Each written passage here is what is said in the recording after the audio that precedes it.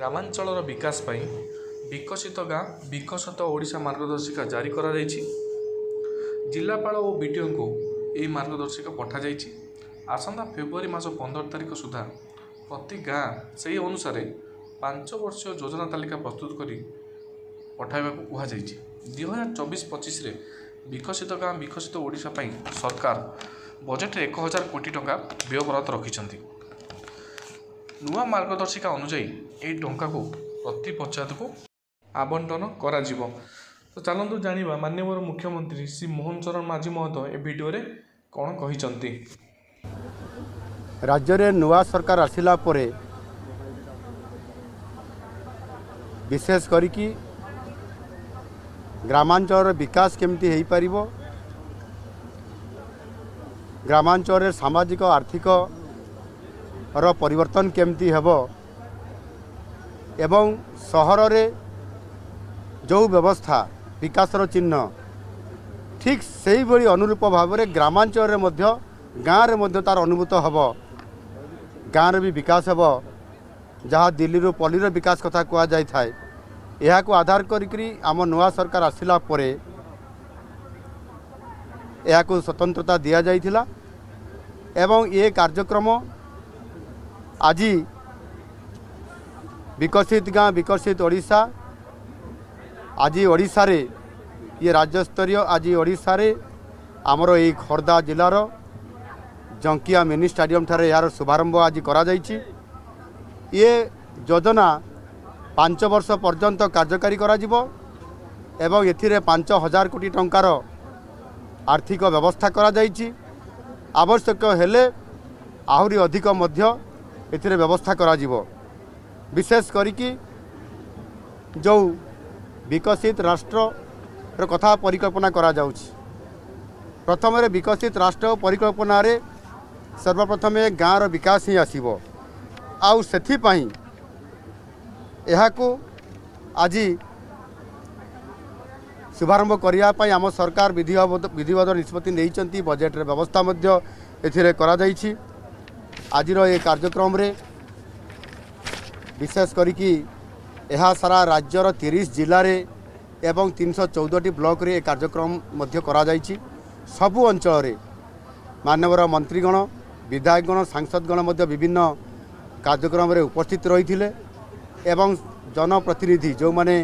Block chairman जिला परिषद chairman एवं सरपंच समिति सभ्य बा जाकू नॉमिनी कह जाए समस्त उपस्थिति रे कार्यक्रम आज सारा ओडिशा रे याकू आज लॉन्चिंग करागला। विशेष करिकरी ग्रामांचल मौलिक भित्तिभूमिर विकास एवं ग्रामीण जोगाजोग व्यवस्थार दृढ़ीकरण करने पाई आउ बेसी विशेष करके होची आदिवासी पछुआ जो माने विभिन्न इंटेरियर एरिया रे अछंती जो माने सहर ठारू बहुत दूर रे जोठी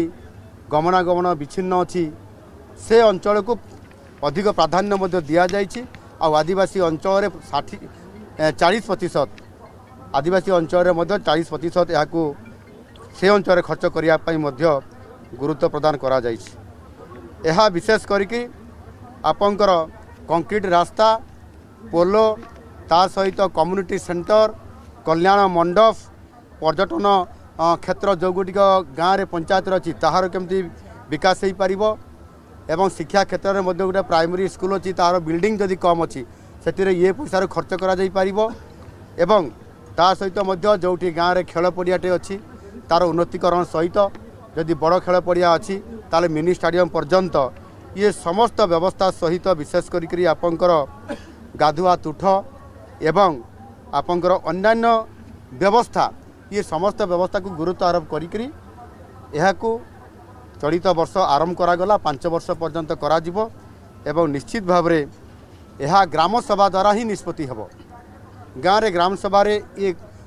जो प्रोजेक्ट गुड़िक आसीबो सेगुड़िक समानक भितर आलोचना हेब एवं ग्राम सभा रे जो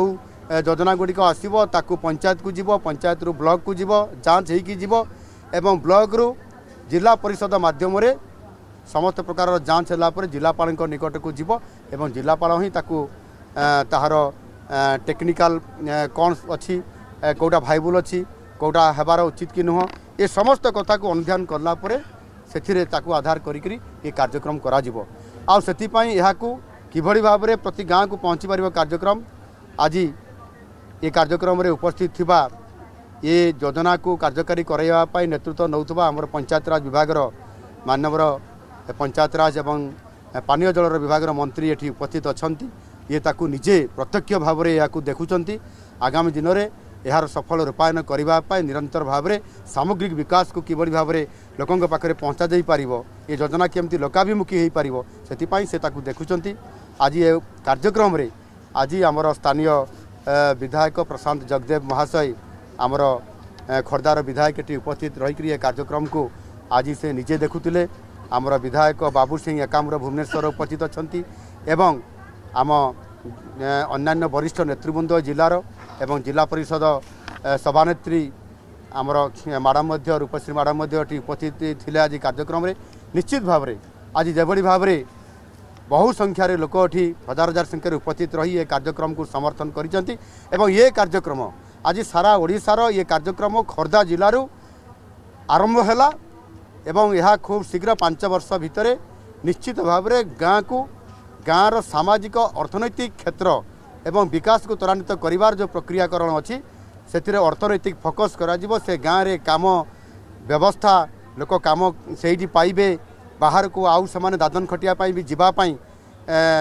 केमती न जीवे से तार व्यापक भाव में क्षेत्र प्रस्तुत करा जिवो आ ताहा आगामी दिन में सफल रूपायन दि जा पारिबो। धन्यवाद।